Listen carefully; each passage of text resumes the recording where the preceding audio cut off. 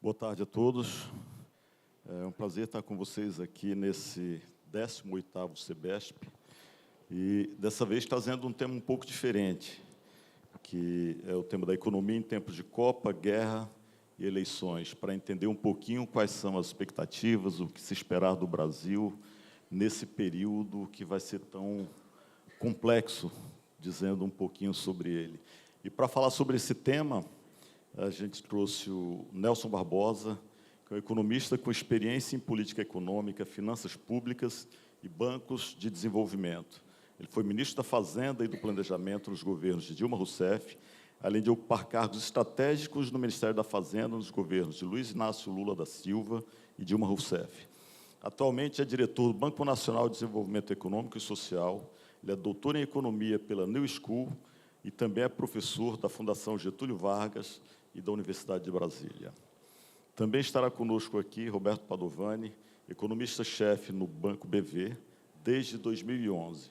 Antes, ele fez parte do time global do Banco WestLB, sendo responsável pela América Latina. Foi sócio por 10 anos da Tendência Consultoria e assessor do Ministério da Fazenda durante o Plano Real. Formado em Economia pela Universidade de São Paulo, em Administração de Empresas pela Fundação Getúlio Vargas e mestre em Economia pela FGV. Tem atuação em macroeconomia, mercado financeiro e indicadores econômicos. E conosco, para fechar, o Celso Eloy Souza Carvalheiros, é presidente do BRB Card, iniciou sua carreira no Banco Meridional e na Caixa Econômica Federal, onde exerceu diversas funções gerenciais. Formado em Ciências Contábeis e em Direito, possui MBA em Gestão de Crédito, Habitação, Negócio de Varejo, entre outros, com atuação em projetos como o Programa Minha Casa Minha Vida, no Distrito Federal, e o Projeto Jardins. Alguns pontos a gente pediu que ele discutisse. Esse vai ser um painel um pouco diferente, vai ser no formato talk show, em que todos vão poder expressar a sua opinião livremente, e, no final, a gente vai abrir para perguntas. Mas os temas principais para serem discutidos são as eleições e a incerteza fiscal, nesse ano em que nós vamos ter eleições polarizadas, não só a nível nacional, como também a nível estadual, em diversos estados, com eleições bem aguerridas, o que vai acontecer e o que se esperar do Brasil nesse período. Como é que é o efeito da Copa no varejo e na economia, e qual o impacto que tem na educação? O que muda, o que vai acontecer? Como é que a inflação e as taxas de juros vão repercutir na inadimplência, vão repercutir no mercado, e como fica a expectativa de empregabilidade e renda, dado esse cenário todo. Então, a gente vai abrir, nós teremos 60 minutos para o painel, em que todos poderão fazer. Vamos começar, Nelson, com você falando um pouquinho das suas impressões, e aí cada um vai entrando e discutindo nesse formato que parece ser muito mais dinâmico do que uma apresentação individual de cada um. Obrigado, Jânio, obrigado pelo convite para estar aqui. Vocês deram para a gente inicialmente 20 minutos, eu não vou usar 20 minutos, vou fazer bem mais breve do que isso, até para ter mais espaço para debate. Vocês colocaram várias questões, vou começar por uma delas que é a mais simples. Qual é o impacto da Copa do Mundo? Temporário, passa rápido, eu diria quase nulo, só causa impacto para a gente. Eu sou professor também, sou professor da Universidade de Brasília e da FGV. Trabalhei coordenando e criando o curso de mestrado profissional da FGV lá em Brasília. Isso atrapalha o nosso calendário, instituição de ensino, mas economicamente eu acho que o efeito é muito pequeno. O efeito maior é que a gente está vivendo um novo choque do petróleo, e choques do petróleo, para quem se lembrar da experiência dos anos 70, eles têm efeitos permanentes. Eles mudam o mundo. Só para dar um exemplo, no Brasil, os choques do petróleo levaram, entre outras coisas, a gente buscar petróleo no mar. Hoje temos o pré-sal, somos entre os 10 maiores produtores de petróleo e exportadores do mundo. Levaram o Brasil a depender, para reduzir sua dependência de combustíveis fósseis, investir em hidrelétricas, construção de Itaipu, começou em 74, terminou em 80 e pouco. Ele levou o Brasil a lançar o Proálcool. Quem se lembra dos anos 70, Proálcool, aqueles carros que não ligavam nunca, né? Você tinha que ficar aquecendo, puxando o afogador. Né? E hoje a gente é um dos maiores produtores de etanol. O carro flex é uma realidade e pode ser um produto aí de alta adoção mundial. A gente não sabe o que esse choque do petróleo vai gerar, mas ele gerará mudanças estruturais. Agora, falando no curto prazo, já tem um impacto imediato. A inflação subiu 1 ponto, a expectativa de inflação para esse ano subiu 1 ponto, ela está próximo de 4, ela foi para 5. Isso deve causar uma redução menor da Selic. O mercado esperava que a Selic ia ficar abaixo de 13, hoje já está esperando que é 13 e pouco, e eu acho que talvez esteja até mais. A boa notícia é que é temporário. Quando você tem um choque desse, que é um choque de oferta, quando você eleva o preço, na hora que ele sobe de 60 para 100 dólares, ele causa um aumento da inflação. Mas mesmo se ele se estabilizar em 100 dólares, daqui a um ano, esse efeito cai. Então, quando a gente pega as expectativas de inflação, ela joga para a inflação a 5 esse ano, e já começa a cair mais rápido lá para abril, maio do ano que vem. Então, economista sempre é de um lado e de outro, né? Uma boa notícia é uma má notícia. Uma notícia é que a Selic provavelmente vai cair menos do que se esperava agora, mas ela pode retomar uma queda mais rápida a partir do segundo trimestre do ano que vem. Em termos de crescimento, o Brasil, a expectativa é que ele cresça mais ou menos 2% nos próximos anos. Eu acho que o crescimento pode até surpreender um pouco mais, mas ficaria entre 2% e 2,5%, o que é um ritmo adequado. Obviamente seria bom que fosse mais, mas tem que compatibilizar isso com o controle da inflação. E o Brasil ser um país hoje, entre aspas, petroleiro, quando aumenta o preço do petróleo, a economia brasileira recebe uma renda extra. Essa renda, em parte, vai para o setor petroleiro, mas em parte vai para o governo, via renda do petróleo, royalties, participações. Isso dá um espaço fiscal para o governo, que nesse momento está sendo utilizado para atenuar o impacto do choque, como vários países do mundo estão fazendo. Mas, posteriormente, se o preço se estabilizar em 100 dólares, significa que a gente tem uma renda mais extra. A questão é onde alocar essa renda, qual a melhor forma de alocar essa renda. Eleição. Ano de eleição é um ano sempre de alguma incerteza, né? O Brasil tem um ciclo político bem volátil. Não vou entrar em comentários sobre A ou B, mas a gente tem coisas que, independente da eleição, a gente sabe que vai acontecer. Então, quando nós, economistas, nos deparamos com um cenário complexo, se a gente não consegue ter resposta, a gente, pelo menos, consegue fazer as perguntas. É organizar o que vem. Então, está claro que, qualquer que seja o resultado eleitoral, haverá um período de maior moderação fiscal de 2027 a 2030, pela própria evolução das contas do governo. E o governo atual já sinalizou isso. O governo do presidente Lula já mandou o que a gente chama projeto de lei de diretrizes orçamentárias, como se fosse um planejamento do governo, em que ele fixa as diretrizes para fazer o orçamento dos próximos anos. E lá, para quem lê, hoje está a matéria no Globo, que enfatizou um ponto que eu tinha debatido, quase ninguém tinha visto. Tem um forte ajuste na folha de pagamento da União. E tem alguns outros ajustes ali. Então, você já tem uma sinalização de moderação fiscal. Obviamente, isso depende da evolução da campanha, depende dos compromissos que cada candidato fizer e que o vencedor, eventualmente, fará. Mas acho que isso é um dado, e, havendo essa maior moderação fiscal a partir de 2027, isso ajuda também a uma redução mais rápida da taxa de juros, o que ajuda a melhorar as condições financeiras da economia. Agora, você tem outras coisas acontecendo. Eu já falei do choque do petróleo do Irã, mas você tem também a entrada em vigor da reforma tributária. Está previsto para entrar no que vem, né? Estava perguntando agora para o pessoal da educação. Na educação ficou com 60% da alíquota, né, na transição, só que essa alíquota ainda vai ser definida, Roberto. Pelo que eu estava consultando os especialistas, o prazo é que o governo tem que apresentar a proposta, enviar para o Congresso até 31 de julho, e, teoricamente, o Senado tem que aprovar até 31 de outubro para ela entrar em vigor em janeiro. E essa é uma coisa que mexe com vários preços, mexe com planilha de custo, né, quem faz. Então, essa é uma coisa que a gente sabe que vai acontecer, independente do ciclo eleitoral, e vai afetar bastante preços em toda a economia. E a outra, eu acho que vai acontecer, e eu defendo, é a redução da jornada de trabalho de 44 para 40 horas, que no curto prazo tem algum efeito sobre o preço, mas no longo prazo é altamente positivo, aumenta a renda, gera mais crescimento e gera mais produtividade. Então, tem coisas que a gente consegue mapear já, que estão no ciclo econômico, e terão que ser lidadas com qualquer que seja o resultado eleitoral desse ano. E tem questões estruturais, né? Estamos aqui falando para o setor de educação. O mundo está passando por pelo menos 3 grandes transições que afetam todos nós: a transição climática, a transição tecnológica, a transição demográfica.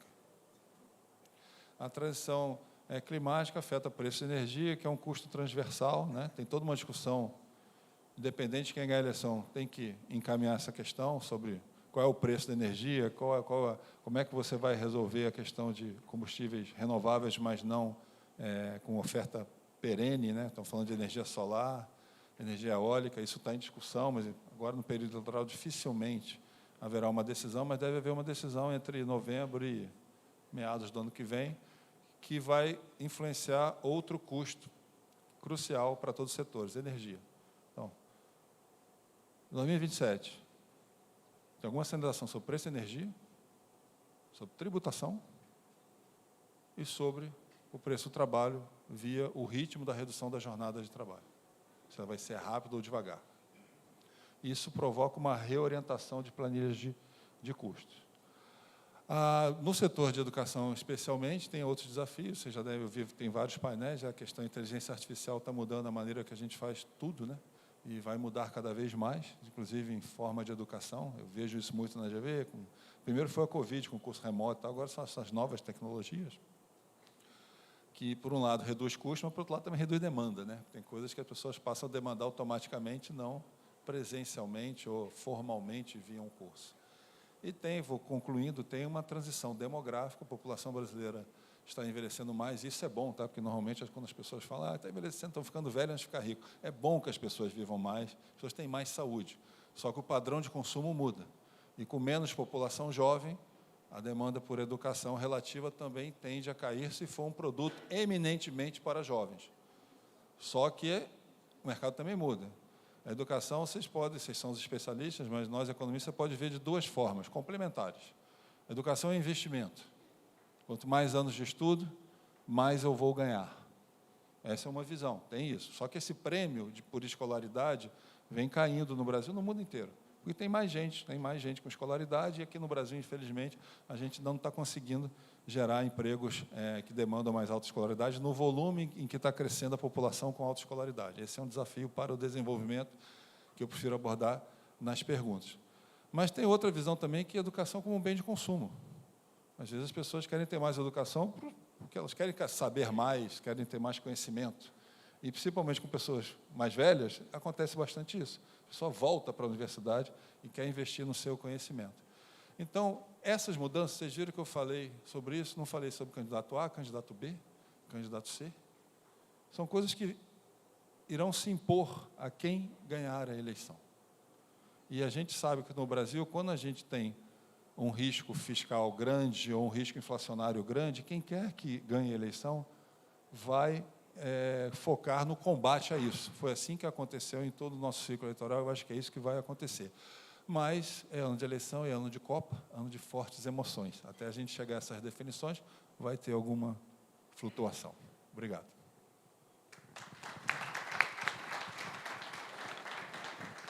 Vamos esperar as respostas depois. Padovani, dar as suas impressões, falar um pouquinho. Olá, uma honra estar aqui com vocês, obrigado pelo convite. Eu acho que a ideia é compartilhar rapidamente com vocês a visão que a gente está tendo no banco sobre os próximos meses, né? Então, eu vou fazer 2 coisas aqui. Eu vou comentar com vocês um pouco o contexto que a gente está vivendo nesse momento. E, descrito esse contexto, eu acho que eu vou mencionar esses 3 aspectos, né? Copa do Mundo, eleições e guerra. Concordo com o Nelson, para mim a mais tranquila é a Copa do Mundo, né? Então não tem muita preocupação. Então eu vou definir o contexto, eu vou falar um pouco de guerra, eleições e Copa, né? Vou inverter um pouco a ordem aqui.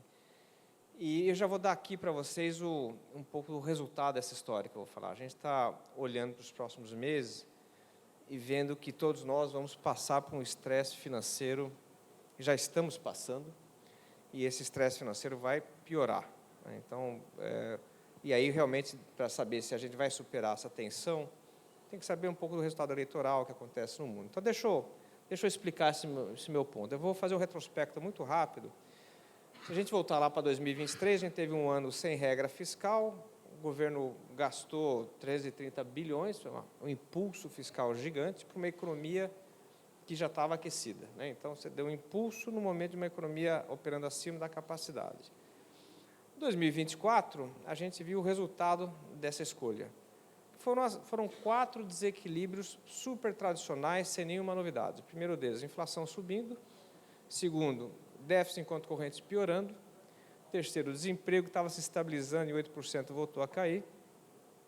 E o quarto fator tradicional, alavancagem de famílias e empresas. Quando você tem a economia voando, você toma uma dívida confiante no consumo, confiante no seu investimento. Então, a história de 24, a história de 23, impulso fiscal, a história de 24, desequilíbrios econômicos.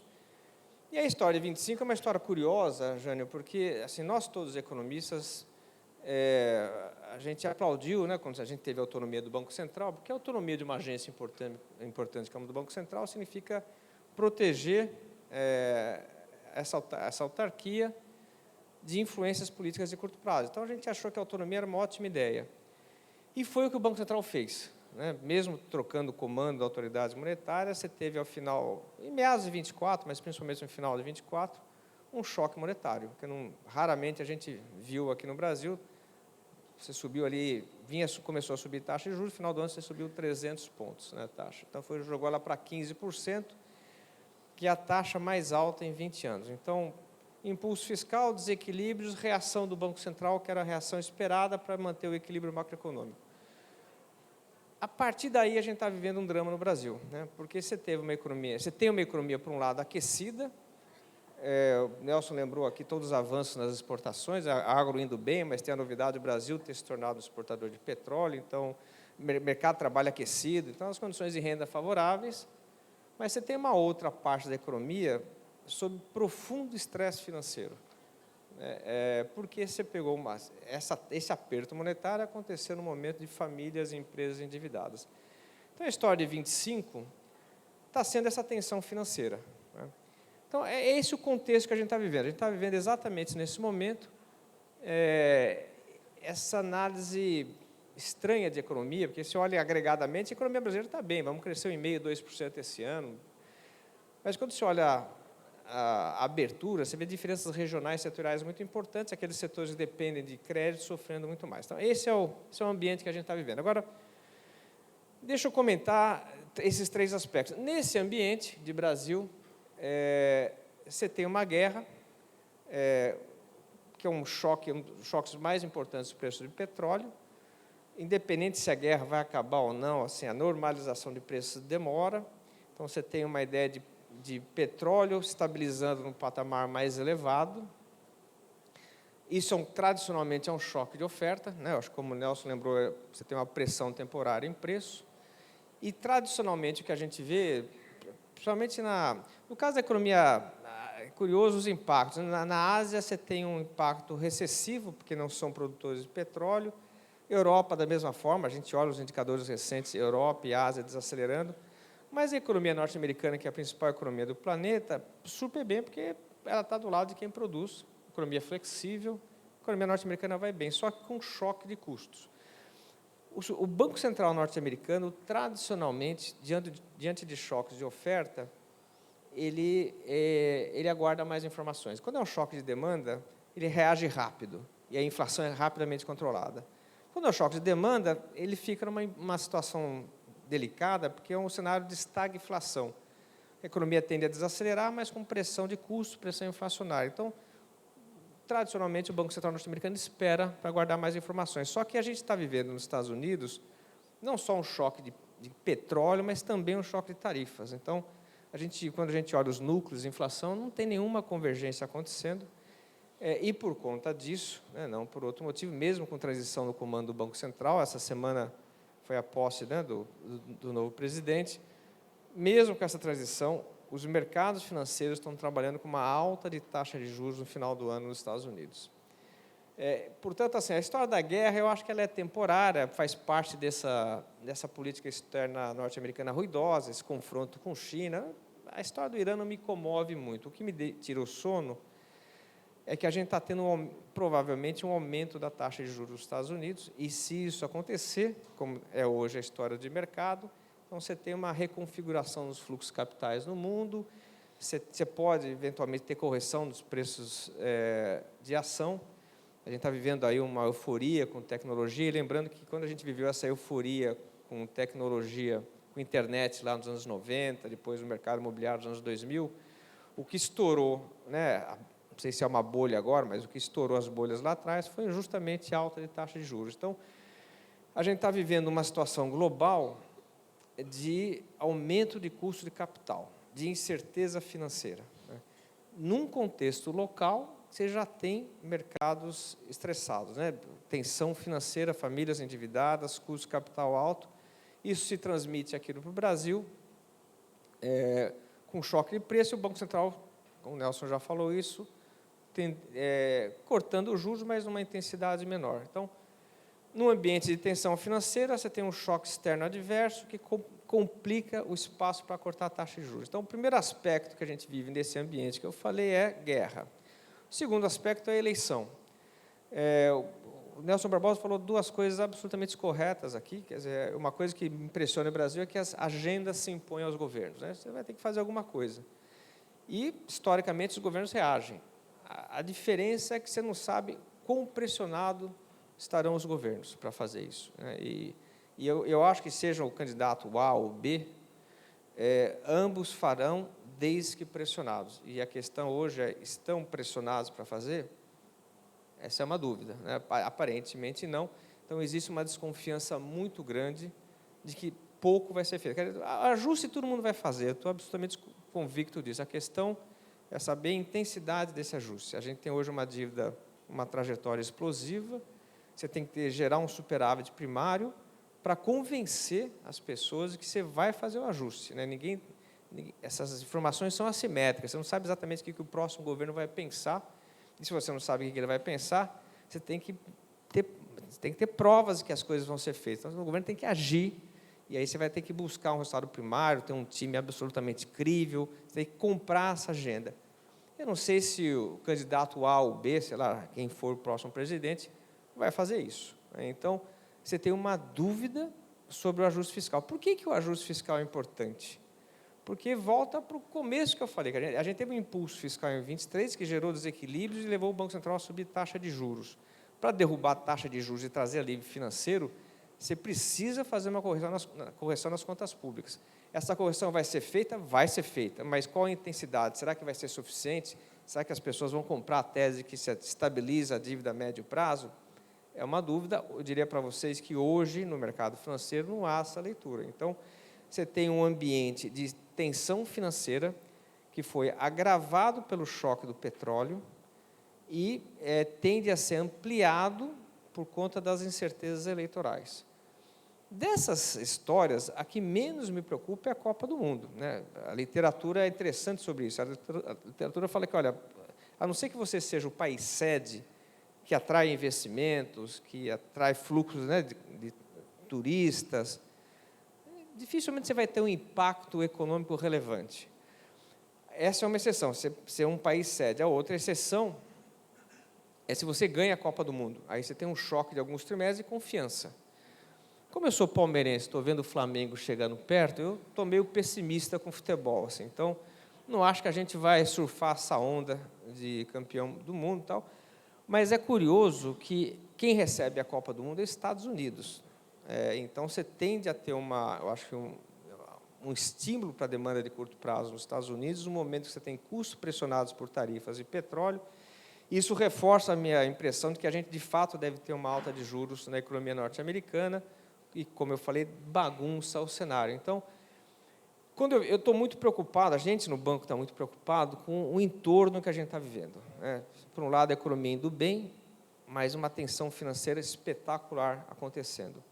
Aí, quando você olha os eventos de curto prazo, eu fico mais pessimista. Não sei se, de novo, é o fato de ser palmeirense, mas estou absolutamente preocupado, porque você vê a guerra não ajudando a gente. Você vê eleições mantendo as dúvidas no radar. E Copa do Mundo sendo neutra ou favorecendo a alta de juros na economia norte-americana. Então, o que eu resumo aqui, Jânio, é um pouco a postura, né, estratégica que a gente desenhou para o banco. Teremos alguns meses, 5, 6 meses pela frente de absoluta cautela, né? Isso implica 2 conselhos, né? O primeiro conselho é do ponto de vista do gestor. A gente aprende, né, nos cursos de introdução Finanças, que, olha, aumentou a volatilidade, aumentou a incerteza, você tem que ter caixa, esse caixa para te proteger exatamente desses tipos de choque, contração de oferta, de crédito, esse tipo de história. E caixa para uma eventualidade você ter oportunidades para ganhar market share, comprar teu concorrente. Então, a primeira conclusão é caixa. A gente vai ter que ter uma estratégia de travessia desse período, até meados do ano que vem, para não precisar ir ao mercado. O segundo conselho é assim, você pode pensar, a educação é um setor que depende muito de renda, o que é verdade, só que quando você tem o estresse financeiro que a gente está vivendo, isso reduz a renda disponível. Então, é curioso como é um mercado que pode sofrer a médio prazo. Como eu não sou dos caras mais confiantes do mundo nesse ajuste fiscal do próximo governo, eu acho que essa tensão financeira continua e isso acaba contaminando o setor real, que hoje vai bem. O que é contaminar o setor real? Desemprego subindo, e aí você tem condições de renda pior. Então, quando você tem... Raramente a gente vê esses desequilíbrios, a economia indo bem e condições financeiras piorando, porque se a economia vai muito mal, isso acaba impactando as condições de crédito, se as condições financeiras pioram, acabam batendo na economia, essas coisas caminham juntos, mas estamos tendo esse descasamento, até um pouco pelo que o Nelson falou, né? A gente se tornou, para a minha geração, isso é uma novidade, nós nos tornamos produtores de petróleo. Nunca imaginei, Nelson, que a gente ia ver isso, né? Um choque global, e a gente tranquilão aqui, né? Então, você tem esse descasamento. Eu acho que esse descasamento não dura. Com as informações que eu tenho hoje, eu imagino que tudo vai sugerir que a gente tenha um 2027 muito mais difícil. Renda mais apertada, renda disponível mais apertada, porque as condições financeiras tendem a piorar, e, portanto, um ano que eu acho que é muito desafiador. Uma coisa curiosa, só para fechar minha participação aqui, eu trabalho em banco, né? Eu sou lá do Banco BV, e a gente, eu acho que eu e o Nelson, a gente fica estudando essas coisas, os canais de transmissão de política monetária. Você sobe juros, a inadimplência aumenta, o risco de crédito sobe, então você controla a oferta de crédito, isso é o ciclo natural da vida, né? Então, você projeta lá como economista, bom, o que esse impacto monetário vai causar nas condições financeiras, nas condições de consumo, isso é tranquilo, só que isso é muito teoria, né? Quando você está no dia a dia do banco, a gente vê umas certas não linearidades. Então, um testemunho meu aqui, que é curioso, lá no banco, em março, a gente estava tocando a vida, veio a guerra, aí, quando veio a guerra, bom, o que acontece com a guerra? O petróleo sobe, a inflação sobe, o Banco Central corta menos o juro, quem está endividado vai sofrer mais, bom, se o risco de crédito subiu, o que a gente de banco faz? Segura crédito, né? Então, a conversa durou exatamente isso, 5 segundos. Só que a gente no Banco BV pensou nisso e todos os demais bancos pensaram a mesma história. Então, o que a gente viu em março foi uma descontinuidade na oferta de crédito, você segurou o crédito, o que agravou o problema. E, portanto, você tem uma tensão financeira aumentando, a gente começa a ver nomes aparecendo, né, problemas de crédito para todo lado. Então, eu acho que a história da guerra agravou a situação. Essa semana, ontem especificamente, sinais que essa guerra acaba rápido, que o petróleo tende a convergir, tudo bem, mas aí você tem uma dúvida que é qual é o espaço para o nosso Banco Central cortar juros. Isso depende da resposta fiscal do próximo governo, e quem sabe quem ganha a eleição. Então, parece que é uma história que se arrasta por mais tempo. Eu sou muito pessimista no curto prazo, mas não a médio prazo. Eu acho que a médio prazo, um pouco como o Nelson falou, assim, entra governo, sai governo, o Brasil tem dado uma sinalização de que consegue enfrentar seus problemas, fazer ajustes. Então, acho que no final da história a coisa funciona bem. A minha preocupação não é lá na frente, a minha preocupação são os próximos 12 meses, que a gente vai ter uma tensão financeira grande, e no nosso mundo aqui de educação, isso impacta em gestão financeira dos nossos negócios e redução de renda disponível. Não sei se eu fui muito palmeirense pessimista aqui, mas a mensagem é essa.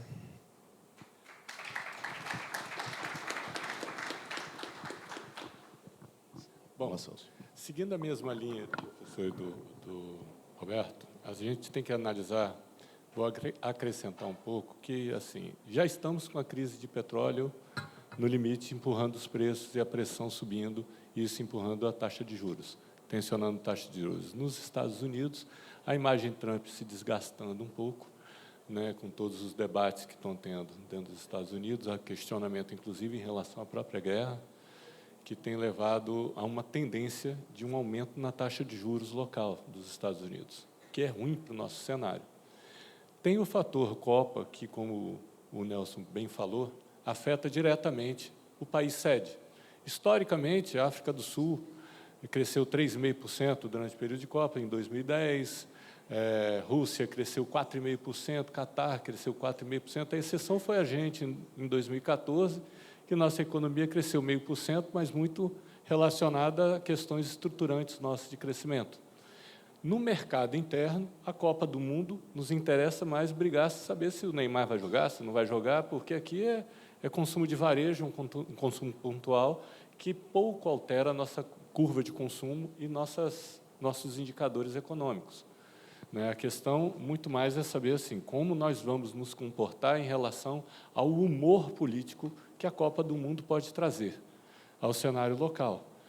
É fato que, durante a Copa do Mundo, apesar de nossa imagem, nossa ligação ao futebol ter diminuído muito ao longo dos anos, quando a seleção vai bem, o humor político melhora. As pessoas tendem a ser mais tolerantes com a situação política do momento. As pessoas tendem a acreditar e engajar-se num processo de nacionalismo, de patriotismo, tá? E vestir a camisa amarela vira um símbolo que, mesmo que não altere o processo econômico, afeta diretamente o processo político. Está diretamente ligado ao processo político. E, eventualmente, isso pode vir a ser um foco de atenção. Temos que ter uma atenção em relação a esse processo, porque, a depender do caminhar do processo político, e que a gente vai ter uma noção mais clara, quando as propostas políticas para o governo seguinte começarem a ser apresentadas, isso pode trazer, sim, um reflexo na nossa economia, ainda dentro de 2026, muito porque, nos 3 meses que antecedem a eleição, normalmente há uma retenção de investimentos do mercado externo no país. Isso controla um pouco, o investidor internacional espera um pouco o caminhar do nosso processo político para voltar a injetar dinheiro aqui dentro. E isso pode também agravar nossa pressão sobre preços, sobre taxas de juros, tá? A Selic poder ser novamente ter um retorno de crescimento, se bem que isso está bem mais iminente do que esperar o final do ano. Hoje a gente já está falando em dólar a 5,27, 5,30, coisa que no começo do ano a gente estava falando em 5,15, 5,17. Então já é uma pressão de tudo que está acontecendo no cenário geopolítico mundial. A gente tem que ter uma atenção em relação a esse processo, porque, para a educação, e aí vindo dentro do processo educacional, temos vocês têm grandes desafios. Hoje, a educação superior privada corresponde a 70% da educação superior nacional. Então, isso é um peso dentro da sociedade. Vocês têm uma força e o público pede hoje, pela juventude, o pessoal mais novo que está entrando, no que pese hoje, vocês terem conseguido descolar a EAD, que há 4 anos atrás estava abaixo de 40% na média de educação, hoje está acima de 50%. Tá? Hoje, o ensino superior, mais de 50% é a EAD, ensino à distância, até pela admissibilidade, a forma que as pessoas acessam, o custo mais baixo, a facilidade com que as pessoas têm de participar do processo EAD, é muito mais, vamos colocar como democrático o acesso, fácil o acesso, atrai muitas pessoas que querem se desenvolver, mas isso impacta na questão qualidade. Então, a gente tem que ter uma atenção em relação à qualidade, porque hoje os entrantes no ensino superior, a faixa etária lá até 23, 24 anos, o que eles esperam encontrar dentro de um ensino superior é aquela profissão que ainda não surgiu. Então, assim, não sou professor para falar sobre didática, mas como um alerta, a gente precisa evoluir os nossos cursos, não só em EAD, trazer uma atratividade maior para os possíveis universitários, de forma que eles consigam enxergar-se dentro do processo, do processo que é centenário, né? A gente tem educação superior há mais de 100 anos sendo feito da mesma forma, né? Na mesma metodologia. Então, talvez temos que pensar e repensar nesse contexto e aproveitar o cenário político para trazer um engajamento dos candidatos a questões como ProUni, FIES, que ajudam vocês no desenvolvimento econômico e na facilidade de melhorar o fluxo de caixa sem um autofinanciamento das universidades. Porque, no que pese o processo ProUni, que ser uma distribuição de renda por redução de fiscal, benefício fiscal que se traz, ele atinge, em 2025, 450 mil pessoas, sabe? 450 mil entrantes na universidade. É um número relativamente grande. Se comparado ao FIES, que, apesar de ter evoluído de 2022 para 2025, quase o dobro, saiu de 60 mil, mais ou menos, para 115 mil entrantes em FIES, o FIES tem uma característica de inadimplência e, nesse cenário de taxa de juros, tende a ser acentuada e desequilibrar cada vez mais o processo de FIES, né? Então, a inadimplência impacta tanto no FIES como na evasão dos universitários do ensino superior privado. Então, são focos de atenção que precisam ser lembrados, precisam estar na pauta para conversar com os candidatos políticos, para que a gente tenha um cenário macroeconômico que seja favorável à educação superior. Isso, vocês têm um potencial de engajamento forte social, porque muitos dos universitários hoje do país estão com vocês. A grande força que vocês têm é a necessidade e a vontade ainda das pessoas ter um curso superior. Então, enquanto isso estiver latente na nossa sociedade, isso pode ser um diferencial e tem que ser aproveitado. E, nesses cenários políticos, isso tem que fazer pauta do discurso e da mobilização política em favor desses processos.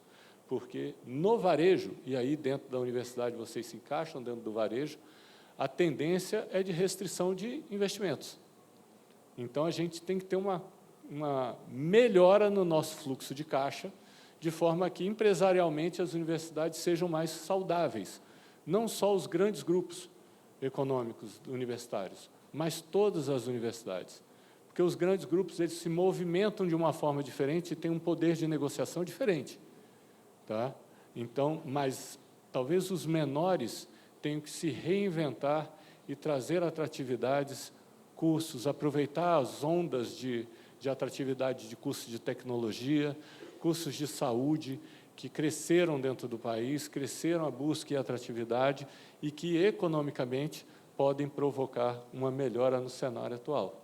Porque, repetir também o que os professores já falaram, a gente tem que falar diferente. Eu posso falar bastante agora sobre Copa do Mundo, né?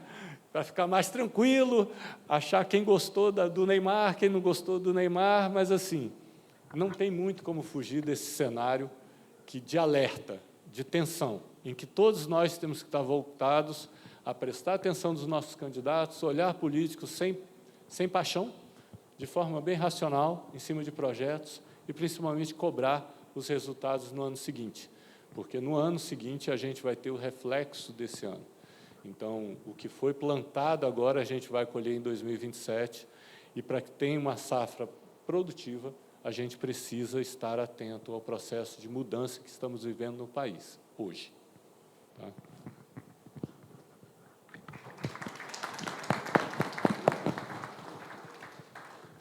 Eu queria lembrar a todos que, quem quiser fazer uma pergunta, apontar a câmera ali para o QR Code, encaminhar, a pergunta vai ser encaminhada aqui para o Paulo. Caso queiram que uma dos três apresentadores seja a pessoa para responder, colocar o nome também, por favor. Eu queria começar com uma pergunta baseada no que vocês falaram, o professor Nelson e o Padovani também, sobre o choque do petróleo e o efeito que vai ter na inflação, mas que, apesar de pontual, é um efeito significativo que afeta esse ano ainda e ele se mantém até que toda a economia se adapte ao novo patamar. Dois pontos me preocupam, especialmente por conta das instituições de ensino superior, por serem instituições prestadoras de serviço absoluto, e que vai estar redefinindo valores de mensalidade aí a partir de setembro para o ano que vem. Qual o impacto que a inflação vai ter no nível de emprego, na inadimplência e na geração de renda? O Padovani também falou na expectativa de que nos Estados Unidos a taxa de juros seja aumentada.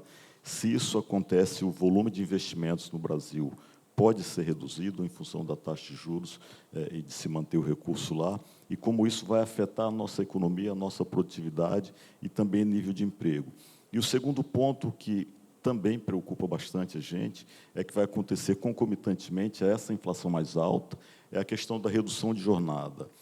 Nós temos uma indústria de serviço em que a folha de pagamento representa entre 40%, 50%, em alguns casos 60%, da receita. O resultado está todo praticamente comprometido com isso, e a redução de jornada ela tem um impacto significativo, não é só a redução de 44 para 40 horas, o que por si só representaria 10% no aumento imediato da folha.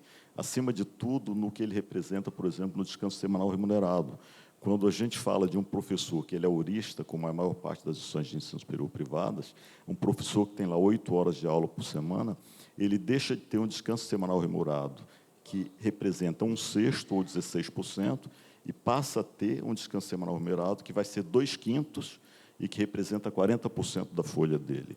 Então, além de ter esse impacto de 10% direto no valor da remuneração, ele tem um impacto de mais 24%, que é o de um dia extra de descanso semanal remunerado. Aliado a uma inflação que vem alta, que se espera alta nesse período, o impacto que teria para as instituições de ensino superior, para repassarem valor de mensalidade para o próximo ano, seria significativo, não seria da ordem dos 3%, 4%, 5% que tem feito nos anos anteriores, mas isso teria que ter um impacto muito maior. E aí um outro ponto é, no mundo todo o ensino superior cresceu, ou com renda efetiva e com pleno emprego e economia, ou com financiamento estudantil. Todos nós sabemos, olhando para o Luiz Cláudio, a última grande discussão que a gente teve sobre o FIES, ele era secretário da SEDES, a gente fez lá no gabinete dele. O FIES ele reduziu significativamente. Então, nós estamos num cenário em que temos uma inflação alta, temos uma mudança significativa na legislação com relação ao emprego, que tem um impacto muito alto nesse setor especificamente, e não tem financiamento. Como é que vocês imaginam que se comportaria o ensino superior em termos de ausência de emprego, de renda, alto endividamento, inflação e um impacto extra do custo da mão de obra nesse setor? E aí, ordem invertida, vamos começar com o Celso e depois eu queria ouvir a opinião de cada um, dado o que cada um pensa. Assim, vamos começar, então, falando sobre a tensão na alta de juros americana, né? Sempre que há um aumento na taxa de juros americana, a tendência natural é que haja uma retenção de recursos lá fora. Fica mais atrativo investir nos Estados Unidos, com menos risco do que trazer para um risco Brasil, por maior que seja a nossa taxa. Então, assim, a primeira coisa o impacto seria isso. O valor de investimento seria concentrado nos Estados Unidos. A taxa de juros lá fora ainda não subiu. É uma tensão, uma pressão natural que esteja acontecendo lá fora por conta da própria guerra em que os Estados Unidos está envolvido com o Irã. Né? O Banco Central americano foi eleito recentemente. Possivelmente haja um ajuste, é o que se espera que aconteça no curto espaço de tempo. Né? E isso pode trazer, sim, consequências para a gente aqui no país, principalmente quando a gente leva em consideração que a nossa taxa de juros já pressiona a nossa adimplência. Então, você falou sobre a questão da inadimplência no nosso cenário da universidade particular, e, assim, é natural que a gente tenha uma pressão sobre a adimplência no processo de taxa de juros elevada, como nós estamos, com uma pressão sobre o salário e a faixa de emprego das pessoas. Então, há uma possibilidade, sim, de termos um controle maior do processo de FIES, que você falou que FIES é um financiamento estudantil. E como financiamento, assim como todas as linhas de crédito, em cenário de linha de taxa de juros muito alta, ela tende a ser afetada. imediatamente, assim, é bem latente. Sempre que você tem uma descolada de taxa de juros, você tem uma alavancagem na inadimplência. A inadimplência dá uma descolada do padrão normal. Então, é uma preocupação, tá, que a gente tem que enfrentar nesse momento. E, para melhorar isso, professor, eu vejo que a gente precisa trabalhar em várias frentes, em cima de um processo que atraia e mantenha as pessoas, né? A gente não pode ter, dentro do cenário universitário, a possibilidade de um aluno temporão, aquele que entra e, no primeiro aperto, ele saia. Porque a tendência desse aluno é buscar uma faixa de mensalidade menor, mesmo que tenha uma qualidade pior de ensino. Então, para que a gente tenha uma qualidade melhor de ensino, a gente tem que ter um controle melhor disso, e um autofinanciamento das universidades é um caminho para que a gente tenha isso num tempo um pouco maior e aproveitar o FIES. Aumentar a base de FIES, tá, de beneficiários de FIES e de ProUni, envolve uma agenda política mais dedicada. Talvez um envolvimento político e um compromisso que consiga se efetivar no tempo, porque, normalmente, em toda a campanha política, há essa pauta. O problema é que, durante o período pós-eleição, essa pauta poucas vezes são efetivadas. Então, perde-se muito nesse processo de continuidade do ensino. Tá?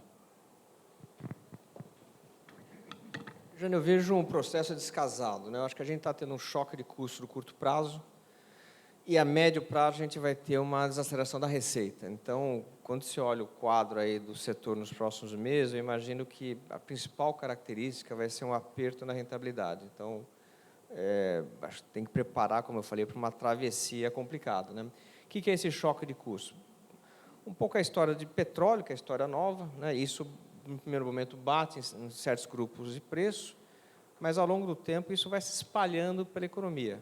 Esse é o grande problema, que só uma curiosidade, assim, estudando o Banco Central norte-americano, o Banco Central norte-americano raramente reage a um choque de oferta, porque é um pouco como o Nelson falou, você tem um preço sobe, né, depois ele estabiliza em algum nível e a inflação tende a cair, o choque se dissipa.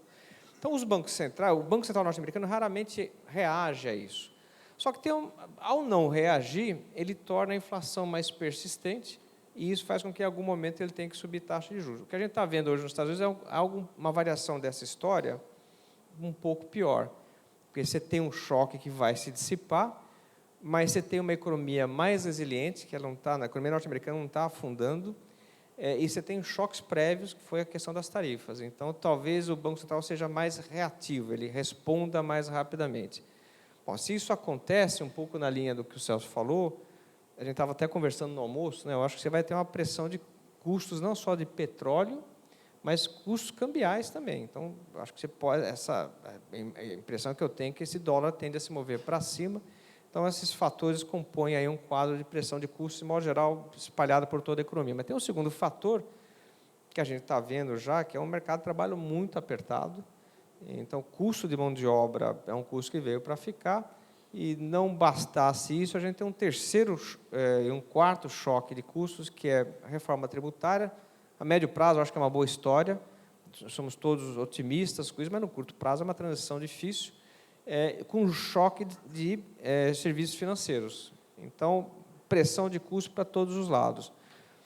No curto prazo, você até consegue repassar isso, porque a economia, como eu falei, está bem ou mal, vai segurando. Agora, à medida que o tempo passa, a gente vai vendo que essa tensão financeira, como eu falei, ela acaba contaminando as variáveis reais. Então, isso vai pegar o mercado de trabalho, isso vai agravar a situação de renda disponível. Então, quando eu olho para 2027, eu acho que o cenário é complexo, porque você vai ter pressão de custos com desaceleração da demanda.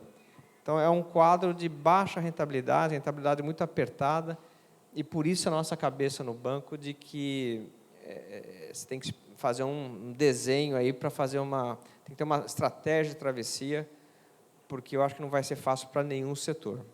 É isso.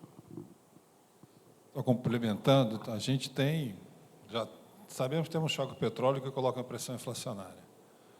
A reforma tributária vai trazer grandes benefícios a médio prazo, mas no curto prazo ela tende a também gerar um choque tributário. Você vai aumentar a alíquota para quem está no lucro, na tributação sobre faturamento, é uma alíquota maior. Isso vai ser compensado com maior aproveitamento de créditos tributários, mas normalmente as pessoas esperam para ver o aproveitamento do crédito tributário antes de colocar isso na planilha de custo. Então, o primeiro impacto é, onde foi feito esse tipo de reforma, um primeiro impacto é um aumento temporário da inflação, depois cai. Foi no Canadá nos anos 90. Depois funciona bem, o Canadá ali melhorou bastante. Mas o fato é que nessa transição, então, a gente vai ter uns segundo semestre de 26 e um primeiro de 27 muito desafiador, porque a gente vai ter uma elevação da inflação, depois uma redução.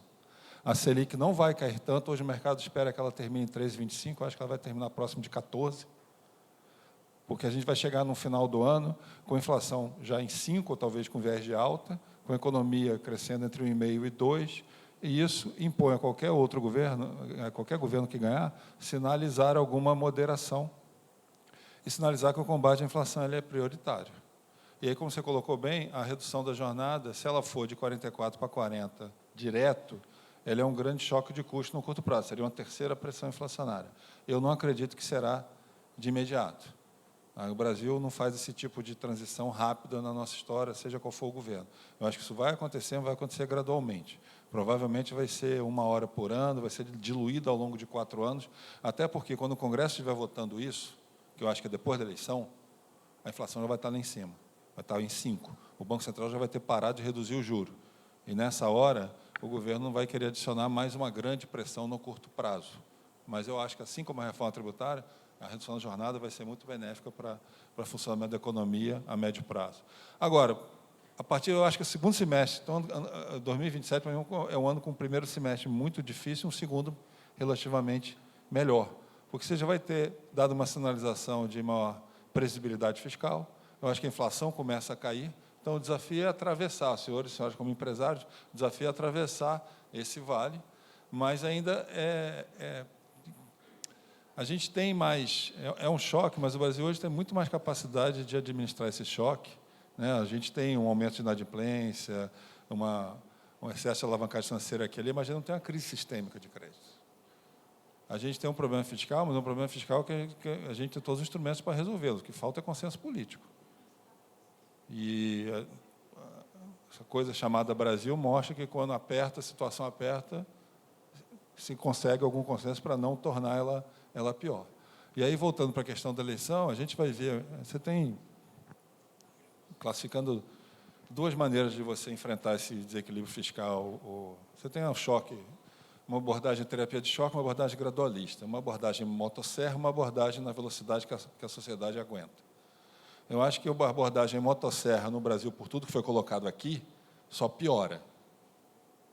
Causa uma grande recessão, causa um grande choque de custo. Eu vejo vários colegas criticando o governo por estar adotando subsídios temporários para não aumentar o preço da gasolina e do diesel. Que era melhor deixar o preço subir, do que ele tivesse que subir, e pegar essa receita e melhorar o fiscal. Ok, é uma estratégia. Só que, com essa inflação ia para 7, 8, a Selic ia ficar em 14 e pouco, ou podia até subir, e a economia ia cair. Nessa situação financeira, aí a crise que hoje é localizada poderia gerar uma crise sistêmica. A outra alternativa é você absorver no curto prazo, distribuir no tempo, né? Se você sabe que esse choque é temporário, você distribui no tempo. Em vez de você fazer o aumento do preço do combustível de uma vez só, você distribui ele no tempo. Faz uma parte agora até o meio do ano que vem, que é o que vários países estão fazendo. Então, a gente, só para você não tinha perguntado, mas eu acho que hoje você tem, entre os economistas, né, não entre os candidatos, não, os candidatos fogem disso, né, corretamente, o candidato não quer falar com o economista. Mas você tem entre nós, economistas, aqueles que defendem uma abordagem de terapia de choque, motosserra, e aqueles que defendem uma abordagem mais gradual. Eu sou a favor da abordagem mais gradual, porque eu acho que toda abordagem de uma democracia tem que ser politicamente sustentável. E eu acho que a gente vai ver, mesmo que ganhe A ou B, a sociedade brasileira coloca uma abordagem gradual. Basta ver o que aconteceu na pandemia. A gente tinha um governo ultraliberal que falava que não fazia nada, veio a pandemia, deu auxílio emergencial, fez várias medidas, porque a realidade se impõe. Então, eu acho que o Brasil tem capacidade de atravessar isso, mas também, sendo realista, a gente vai ter um ano de desafios, por conta desse ciclo de aumento da inflação, de aumento de juros, não necessariamente, mas queda menor de juros, né, aumenta em relação ao que se esperava, né? Eugênio, posso só sublinhar uma coisa que o Nelson falou que eu acho importante? Eu sou um cara dos anos 70, né? Eu vi a Copa de 74, para vocês terem ideia. E uma coisa que me chama a atenção é como o Brasil pós-pandemia se mostrou uma economia muito mais resiliente, né? A gente passou por 4 pancadas, né? Que foi a tragédia climática no Rio Grande do Sul, Ucrânia em 2022, tarifaço ano passado, petróleo agora. E estamos aguentando o tranco, né? Aí a questão nossa dos economistas, por que a gente está indo relativamente bem? Porque o Brasil fez reformas importantes, está fazendo reformas, o setor exportador ganhou importância na estrutura econômica do país, o mercado de trabalho nosso estruturalmente mais apertado, preocupa do lado de custo, mas é uma segurança em termos de renda, programas sociais consolidados como programas de Estado. Então, assim, é uma economia que aguenta desaforo. Então, quando você junta um pouco dessas preocupações nossas com essa história interessante de curto prazo, só para sublinhar uma coisa que o Nelson falou, que eu acho importante, a gente tem que ter uma estratégia de travessia. Estamos falando de um ano à frente, que eu acho que vai ser complicado, mas eu também não vejo assim, uma situação crítica de crédito, uma situação saindo do controle. Eu acho que é um quadro de pressão de custos com desaceleração econômica, e aí portanto, um esmagamento de rentabilidade. Talvez o único ponto, Nelson, que eu faria em relação... Eu concordo contigo, estratégia gradualista faz mais sentido. Agora, as estratégias gradualistas, de modo geral, elas contam com credibilidade. Você tem que confiar que o governo vai demorar, mas vai fazer. E o problema que eu vejo no cenário político atual é que nenhum dos 2 candidatos, ou não sei quantos candidatos temos aí, mas eu não vejo ninguém transmitindo, porque todo mundo que está fugindo de economia, está fugindo da gente, né, Nelson? Nem cumprimenta a gente na rua, mas eu não vejo ninguém sendo incentivado a defender uma agenda forte. Então, eu, como sou um cara de mercado financeiro, eu olho para frente e falo, bom, não sei se esses caras estão realmente comprometidos com ajuste de longo prazo. Então, essa é a dúvida. Como eu sou de mercado também, eu acho que o meu pensamento é muito, acompanha a média de mercado, eu acho que a turma vai desconfiar, seja quem for o governo, e diante de um choque de juros dos Estados Unidos, choque de juros não, diante de um processo de alta de juros dos Estados Unidos, reversão de capitais no mundo, desconfiança fiscal no Brasil, eu acho que essa história financeira, os bancos travam crédito, o custo aumenta. Então, assim, gente, se preparar para uma travessia complexa. Vou complementar também o professor Nelson, só falando que, em relação à escala 6.1, 6 por 1, né, essa semana, em Brasília, a gente teve uma marcha dos prefeitos na cidade. E essa marcha dos prefeitos, no Congresso, por acaso eu estive lá quarta-feira, e era uníssono entre as pessoas que estavam presentes, pedidos para os parlamentares para que a 6 por 1 fosse amenizada, fosse abrandada e que ela talvez nem entrasse dentro da pauta política esse ano. Então, assim, há um movimento forte social para que isso, se implementado, seja de forma gradual. Então, também vejo com bons olhos esse processo e é latente a vontade, e a gente vê pelas notícias de jornal, os políticos que estão desistindo e retirando assinaturas de apoio à escala 6 por 1. E isso vai muito no processo de credibilidade que o Padovani acabou de falar. Então, assim, as pessoas estão entrando no ciclo político, não querem se desgastar para ter a credibilidade da população, mesmo que isso afete diretamente um ponto sensível aos trabalhadores. Então, num curto espaço de tempo, talvez a escala 6 por 1 não seja implantada. Não vejo isso como uma possibilidade esse ano. Pode até acontecer mais para o final, quando estiver mais firme o processo eleitoral, pode vir a ser uma pauta latente. Hoje eu estou vendo ela esfriando. Tá, um pano quente sendo colocado para abafar a situação. Ok, temos alguma pergunta da plateia? Chegou alguma? Não. Então, eu teria mais uma pergunta, antes de seguir, que vale para todos vocês. O que esperar do próximo governo, se houver uma mudança ou não, em termos de moderação fiscal? De que forma, ou se teria um impacto um pouco maior, ou se seria feito de forma gradual? Qual a expectativa para cada um deles? Bom, eu vou responder a essa primeiro, então. Eu acho que a gente vai ter, como eu falo, vai ver alguma moderação fiscal, a questão é a intensidade, porque basta ver as pautas. A gente tem uma discussão sobre emendas parlamentares que chegou numa situação muito crítica, em termos de transparência, prestação de conta, em vários casos, virando caso de polícia. Então, vem alguma reforma aí. Tem uma questão todo esse debate sobre penduricalhos, salários, uma reforma administrativa. Você tem toda essa discussão, tem a implantação da reforma tributária, que não é simples em nenhum lugar. Todos nós, a maioria dos economistas defendem, mas a gente sabe que a implementação sempre tem um ruído. E tem algumas coisas que já até começaram. Basta lembrar que no governo atual fez uma reforma do abono salarial, que o abono salarial atingia até quem ganhava 2 salários mínimos, gradualmente a ser reduzido até quem ganha 1,5. Você tem uma coisa chamada seguro-defesa, que é o seguro-desemprego para quem é pescador, que era um programa que estava crescendo muito, e você tem agora um limite orçamentário. Na prática, ele era um programa obrigatório e virou um programa quase que discricionário, vai até o orçamento que tem. O governo botou um teto para o aumento do salário mínimo, que era um crescimento do PIB, então podia ser o número cheio, botou um teto sobre isso. Então, você já tem alguns sinais, mesmo no governo de esquerda, de mudanças em algumas coisas que eram pontos muito cruciais para o governo de esquerda. Como você teve no governo Bolsonaro, que era contra o Bolsa Família, e aumentou o Bolsa Família e botou dinheiro nos fundos públicos para lutar com a Covid. O que eu quero dizer com isso? Política é pragmático. Obviamente, cada um tem suas orientações, suas preferências, mas quando você tem que resolver um problema, eu sou professor, política não é para provar tese, política é para resolver problema. Tese você publica o seu livro e fala depois. E eu acho que o problema vai ser, a gente vai ter esse corcova inflacionária, que vai exigir uma resposta, por isso que eu acho que tem essa moderação. Por que eu acho que a questão é gradualista? É uma coisa mais de Brasil. O Brasil havia essas soluções de choque. E soluções de choque, você normalmente... A última que a gente teve, grave, de choque, foi durante a crise da transição da meta de inflação para o câmbio flutuante.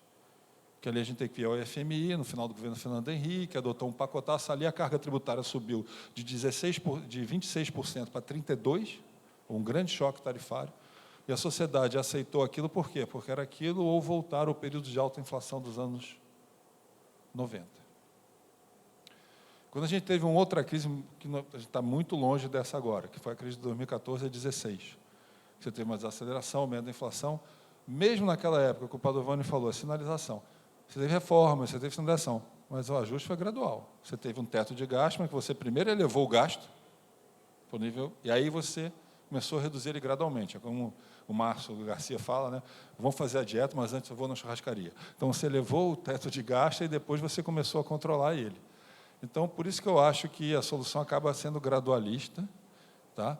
Mas a situação macroeconômica vai indicar uma moderação fiscal, até porque o Banco Central a Selic não vai poder cair muito, se é que ela vai poder cair para controlar a inflação. Eu não sei se eu já respondo essa ou passo para o pessoal responder a sua. Não, acho que eu vou emendar as duas. Tem uma pergunta do Paulo Chanan, né, e deixa eu emendar as duas histórias aqui. Eu acho que tem duas histórias boas e uma ruim.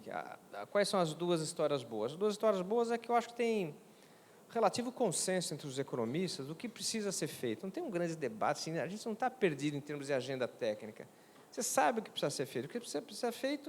O que precisa ser feito hoje é desindexar despesas, em particular salário mínimo, porque aí isso afeta a Previdência, eventualmente reformas adicionais da Previdência, é relativamente tranquilo. O Fábio Jambiage soltou um artigo mês passado, um pouco comentando a lei e a visão dele, acho que não tem problema. A segunda boa história, um pouco como o Nelson falou, eu acho que os governos...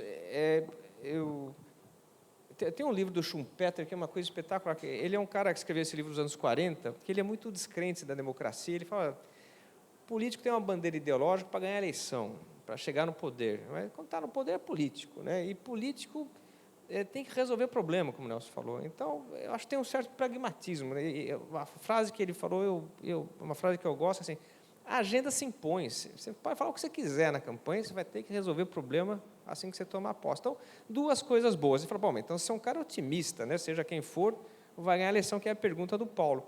Aí eu acho que tem uma diferença, né? A diferença é, eu concordo também com a tese de que, tradicionalmente, nós somos gradualistas no Brasil, aqui não tem muito espaço para motosserra e tal, mas o problema da agenda gradualista é que, como eu falei, você precisa ter credibilidade, você precisa confiar que o governo lá na frente vai entregar. E a questão da credibilidade é que diferencia os candidatos A e B. E essa coisa só fica clara quando você tem uma crise aguda. O Nelson era ministro, um dos piores momentos da economia recente aí. Quando você tem uma crise, eu não consigo imaginar que o Temer tenha desenhado uma agenda. Tal. Ele fez o que tinha que fazer. Foi um período mais reformista da história brasileira. Então, governos reagem sob pressão. Uma pressão típica, mas não é só ela, é crise econômica, porque a crise econômica alinha interesse de todo mundo. Então, quando você tem uma crise, cara, você vai adotar uma estratégia gradualista, não, mas você vai fazer. O que me preocupa hoje é que a gente não está numa crise aguda. Pelo contrário, a economia está voando, o setor exportador voando, o mercado de trabalho indo bem. Eu não vejo nenhum candidato, nem o A, nem o B, dispostos a defender uma agenda pública de mudança. Não precisa, você defende isso quando você está em crise. E aí, bom, então, se você não conhece muito bem, a bandeira ideológica pode fazer um estrago. Mesmo que quem esteja no poder vá fazer o que for necessário, a bandeira ideológica atrapalha na convicção. Então, se você tem um governo que defende gasto público, por que diabos, no dia 1º de janeiro, ele vai fazer um ajuste fiscal? Estranho, né? Isso daí tem uma implicação prática, porque o mercado financeiro, ou a economia, o setor real, os empresários, vão comprar mais um ajuste de um candidato que de outro. É real isso? Não é real. Mas eu acho que a dinâmica econômica é essa, você vai acreditar mais num candidato do que no outro, pelo passado, né, pelo discurso. Bom, então, se você não acredita, quando você não acredita que o ajuste fiscal vem, é curioso, porque o ajuste fiscal depende da sua própria trajetória, em grande medida. Então, bom, se esse cara não vai fazer um ajuste, você tem juros subindo nos Estados Unidos, então é dólar para cima, pressão de custos, inflação mais alta, o Banco Central corta menos a taxa, o Banco Central corta menos a taxa de juros, o custo de rolagem da dívida fica alto, aí para você convencer as pessoas de que você vai compensar esse custo financeiro mais alto com uma dívida alta, você vai ter que fazer um ajuste fiscal maior, você não vai fazer o ajuste fiscal.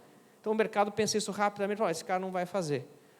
Agora, ao mesmo tempo, se você acredita que o presidente vai fazer o ajuste fiscal, o dólar para baixo, a inflação cai, você corta juros, o custo de rolagem cai, isso já facilita a rolagem. Então, para mim, acho que seja qual for o governo, resumindo a história, algum ajuste será feito. Não acho que a gente terá um ajuste radical, porque não vemos uma crise que pressiona o Estado para responder. O ajuste vai ser marginal, vai ser gradual, como é o padrão legislativo, como é o padrão brasileiro. Agora, esses ajustes graduais dependem de credibilidade. E aí, para credibilidade, para entender credibilidade, o passado importa. E aí, governos que defendem gastos vão sofrer mais, governos que não defendem gasto público vão sofrer menos. Então, tem uma diferença. Mas, no fundo, no final do dia, o ajuste acontecerá. O que a gente está discutindo aqui é que o custo vai ser diferente.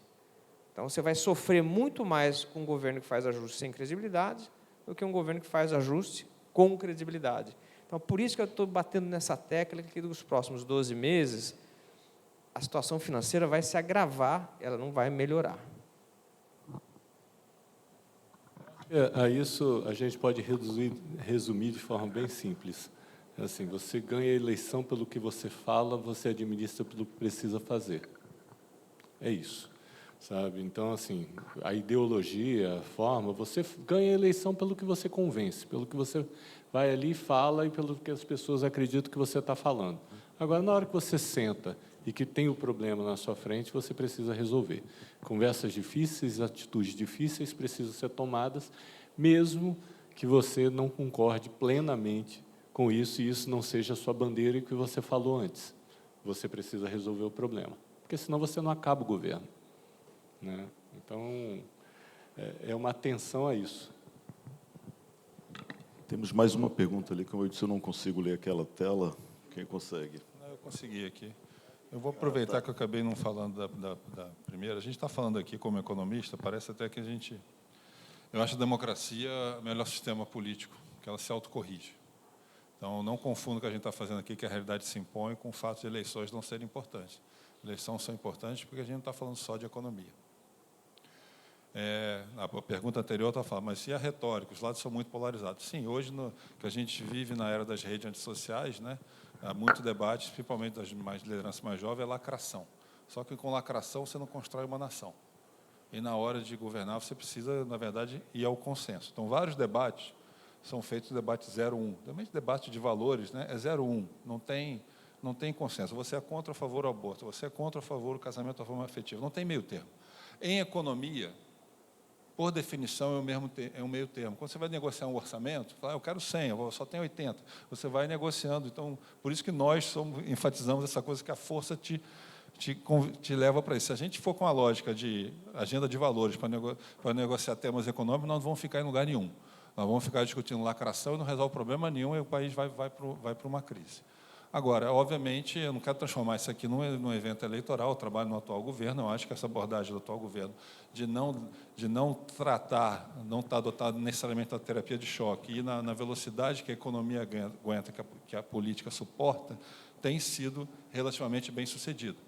Nos últimos 3 anos, a gente teve um crescimento de 3%, estamos com pleno emprego. O Padovani falou da parte do primeiro ano, que teve lá a PEC da transição, que foi um estímulo fiscal, mas foi um estímulo fiscal depois de 6 anos sem aumentar o salário mínimo, 6 anos sem corrigir o imposto de renda, 6 anos sem dar aumento para os servidores, tinha uma conta represada de precatórios, que o próprio Paulo Guedes falou que era meteoro dos precatórios, que deixou 90 bi para o primeiro ano do atual governo.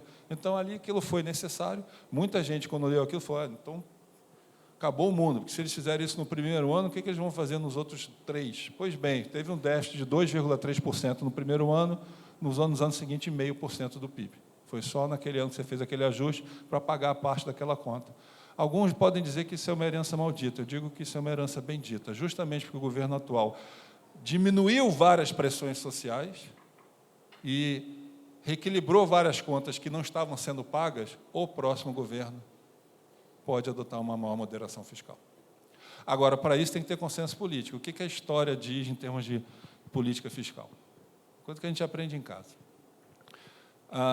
As estratégias, em democracias, as estratégias de reequilíbrio fiscal que foram bem-sucedidas, elas geralmente combinam 3 coisas. Tá?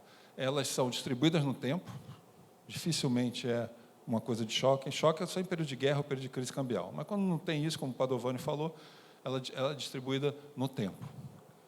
São estratégias em que não apostam tudo só em aumentar imposto, e nem apostam tudo só em reduzir gasto.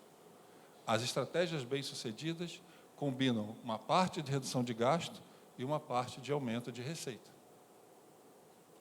Por quê? Porque senão você causa muita divisão política. E, politicamente, para ser bem-sucedida, tem que ser uma coisa bem distribuída entre os grupos da sociedade. Se um grupo só está pagando pelo ajuste, aquilo é considerado injusto.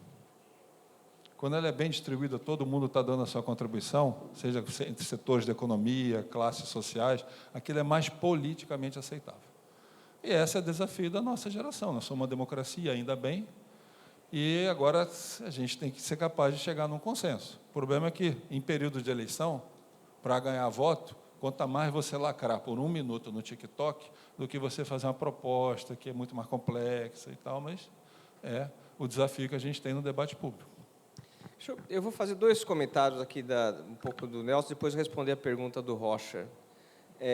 Acho que uma concordância aqui com o Nelson Barbosa, que é o seguinte, eu tenho uma brincadeira nossa de economistas, que é assim, os economistas primeiro falam para o governo o que eles têm que fazer, e depois ficam explicando por que o governo não fez o que eles falaram. Né? Então, porque tem exatamente a lógica política. A gente tem um viés tecnocrático péssimo de ignorar a política. Né? E não é isso. E aí, eu estou falando isso porque eu acho que a turma, eu vivo no mercado financeiro, a turma que acha que é a história do 0-1, do binário, vai errar. O cara que acha, esse governo não faz ajuste, esse faz.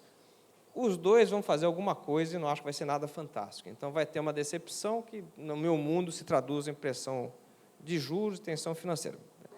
A outra coisa, assim, eu concordo assim, com o governo recebeu, assim, a gestão Temer-Bolsonaro represou gastos, né, e aí deixou uma herança, mas então eu concordo plenamente com essa parte. Só faço um porém aqui, que é a intensidade. Eu tenho vontade de dar um abraço no Haddad, porque ele fez uma coisa que a gente faz lá em casa, assim, pô, já que vai gastar 80, gasta 300, né? Então, foi isso. Acho que a intensidade do gasto foi espetacular, sem nenhuma compensação. E você pode dizer, mas por que você está dizendo isso? Eu estou dizendo isso porque o desequilíbrio macro de 24 foi espetacular. Mas isso daí é passado, isso só explica por que hoje a gente tem a taxa de juros mais alta em 20 anos, por conta do erro de 23. O impulso fiscal era necessário, mas não na intensidade em que foi feito. Então, é de novo o que a gente faz em casa. Vai gastar 80, a gente foi para Portugal nas férias. Pô, eu quebrei lá, né? Estamos aqui mesmo, vamos embora, né? E é engraçado que eu sou casado com um jornalista, todo jornalista é petista, né? Mas minha mulher gosta de gastar em euro, então, e quebramos. Se não tiver bônus ano que vem, eu estou quebrado. Mas, brincadeiras à parte, o fato é que houve um exagero. Agora, respondendo à pergunta do Rocha, eu acho que a gente tem um momento muito importante. A gente tem duas transformações globais em curso.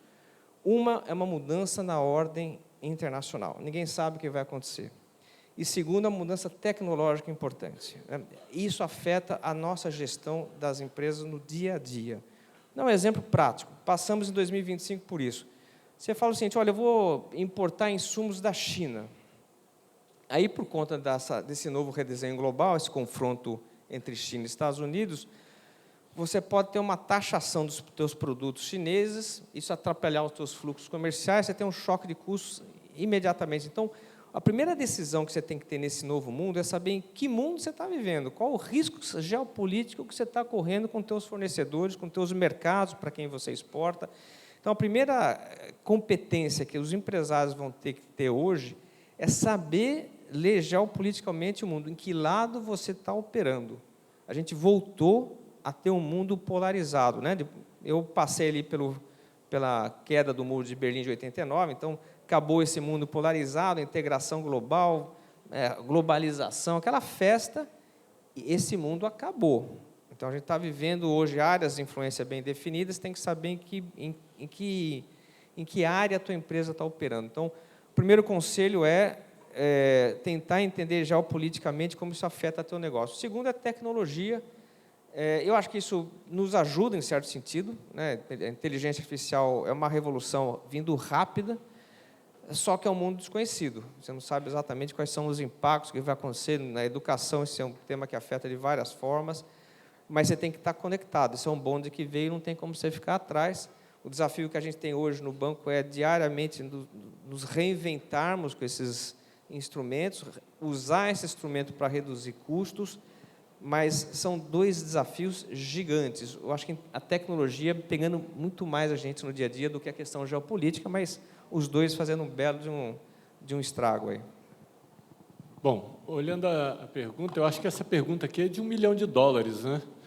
Porque eu acho que todo empresário gostaria de saber disso, sabe? Como atravessar um momento, um cenário de vale e sair mais forte e quem vai conseguir sobreviver. A regra, tá? Isso é muito básico lá do princípio de economia e de administração, que fala o seguinte: você precisa controlar seus gastos, primeira coisa, né? Uma planilha de custos bem administrada ajuda tanto quanto um preço bem montado. Então, você tem que ter uma planilha de custos eficaz, você precisa ter um mercado atrativo para ter uma rentabilidade longa, tá? Você precisa controlar seus investimentos para colocar o dinheiro se realmente ele for trazer o retorno necessário. Agora, não tem uma fórmula direta que a gente vai conseguir fazer isso num cenário de taxa de juros e pressão que nós estamos vivendo no momento. Vai de cada empresa, também não tem uma fórmula de bolo. Tem empresas que estão em crescimento aqui nessa sala. Nessa sala tem empresas que estão adquirindo, fazendo M&A, né, com outras empresas, crescendo o seu budget. Então, eles têm um cenário. O outro já tem um cenário um pouco mais contido, mais local, mais controlado, com um fluxo de entrada de alunos menor, com um risco de saída de alunos maior. Você vai ter que ajustar um pouco diferente, olhando um pouco mais para os seus custos. Então, assim, cautela. O que eu poderia falar sobre esse momento é assim, cautela. Isso aqui vale aquele ditado que todo pai falou para o filho, né? Assim, canja de galinha não faz mal a ninguém. Cuida. Nesse momento, você olhar 2 vezes, pensar 2 vezes antes de investir, é saudável. Mas não pode ter medo, considerando o seu próprio negócio. Então, fiquem atentos, mas sigam o fluxo da sua empresa. Controlem o seu ROI, controle seu retorno sobre o seu investimento. Isso é uma saída para você ter uma saúde financeira que vai passar esse vale e vai deixar você forte para enfrentar o próximo ano. Só um comentário rápido. Desculpa, Nelson. Você quer falar? Não, pode ir. Não, um comentário rápido, ouvindo o Celso aqui. Tem um livro que eu adoro, que é o livro do Maquiavel, né, O Príncipe. Ele fala várias coisinhas, um livrinho pequeno, mas uma que eu acho genial, assim, ele dá o conselho para o político lá, né, para o príncipe da época, e fala assim, cara, você não pode contar com a sorte. A gente não sabe o que o Trump vai fazer, o que vai acontecer com a China, o que é a ordem global. Você não tem ideia, mas o que você tem que contar com competência, que é isso que você está falando. Então, quando você tem esses ambientes de transformação, cara, olha para o teu umbigo e seja competente. Quando você tem uma trajetória financeira difícil, como a gente está traçando aqui, seja competente. Eu acho que essa é a forma um pouco que você está falando. Desculpa, mas atravessei o Nelson aqui. Não, claro, eu só queria um pouco de economista útil. Se deixar aqui, a gente vai ficar debatendo o dia inteiro. O que a gente pode ter de útil para todos os empresários e empresárias aqui? A gente falou desse vale, tem que se preparar para isso. Tem que se preparar para esse vale, que a inflação vai subir um pouco, a Selic não vai cair tanto. A gente tem um período de pressão financeira, digamos assim, nos balanços das suas empresas, nos seus clientes, por algum tempo. Se você deixar isso só a cargo do diretor financeiro, aí se ele sai agora, ouvi uns economistas falando, tem que pisar no freio, ele vai cortar tudo. O diretor financeiro vai cortar tudo, não vão fazer nada, até passar esse vale aí que eu acabei de ouvir lá no Rio, que vai ter um corcunda, né? Corcova. Mas o mundo gira, as coisas mudam. A gente está passando por várias transições tecnológicas, então você tem que conversar também com o seu diretor de planejamento, porque a gente está no meio de uma mudança tecnológica grave, e aí eu estou achando, e aí eu acho que a partir do segundo semestre do ano que vem, a gente entra numa fase de crescimento muito mais favorável, com a Selic mais baixa, né? Se não tiver uma terceira guerra mundial, isso a gente não controla, só porque a gente vê no ciclo atual. E aí, se você fez um ajuste financeiro e parou todos os seus projetos de modernização, de adaptação, você não vai estar preparado para pegar a subida. Então, o desafio é conciliar 2 coisas, não fazer maluquice, não contar com a sorte, né? Conta com o que você controla, mas também não pode perder a visão de médio e longo prazo. Aí, para dar um exemplo, em 2003, quando o Lula foi eleito, vou entregar a idade aqui, Saddam era quando os Estados Unidos invadiu lá, o Bush invadiu o Iraque para pegar o Saddam Hussein, o preço do petróleo foi lá em cima, o juro e tal, e o debate no início daquele ano é um choque do petróleo, guerra no Golfo, o que isso vai trazer? Todo mundo falando de petróleo, inflação, o Lula estava entrando, o juro naquela época real era de 18%. Hoje ele é 9%, altíssimo, mas naquela época era o dobro. Então, às vezes o besouro voa, acredita no Brasil que o besouro não devia voar, mas voa.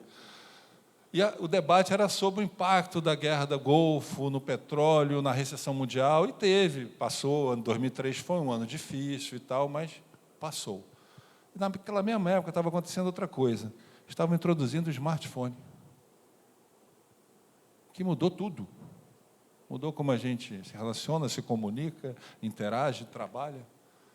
A gente está de novo no novo choque do petróleo, de novo num conflito no Golfo, e com a inteligência artificial vindo e mudando tudo que a gente está fazendo. Então, a gente tem que se preparar para essas pressões de curto prazo, para esses ciclos, né? Não fazer maluquice, não ser pego endividado na hora que a condição financeira está apertando, mas também tem que se preparar, porque a tecnologia está mudando, principalmente no nosso negócio, né? Que é informação, conhecimento, e muito digitalizado, não pode parar processo de investimento simplesmente uma preocupação financeira, né? Uma coisa que o presidente Lula sempre fala, não é para fazer maluquice, mas se você tem capacidade de investir e você tem segurança que é o que você controla, que você é competente, aproveite a oportunidade. Agora também não vai contar com, vou fazer isso porque eu acho que a guerra do Irã acaba em 3 meses, eu vou fazer isso porque eu acho que a eleição vai para um lado, para aí não.